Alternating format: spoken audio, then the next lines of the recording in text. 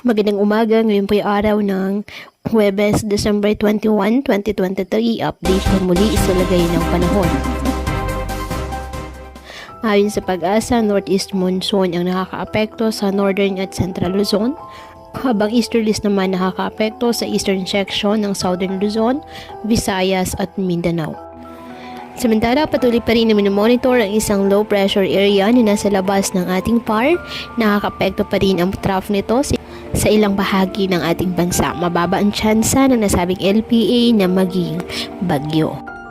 Ngayong araw, dahil po sa easterlies at ng trough ng low pressure area, ang Palawan at Bicol region asahan na maulap na kalangitan na may kalat-kalat na pag-ulan at thunderstorms.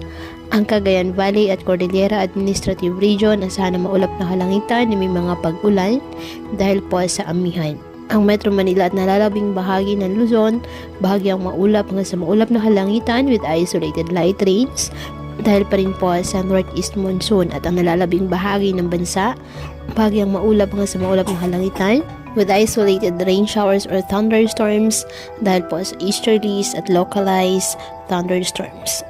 Kaya patuloy po na pinag-iingat ang ating mga kababayan sa banta po ng mga pagbaha at pagguho ng lupa, at ugaliin po na magdala palagi ng payong o kahit anumang panangga sa ulan sa tuwing lalabas ng ating mga tahanan. At yan po muna ang update sa lagay ng panahon ngayong araw.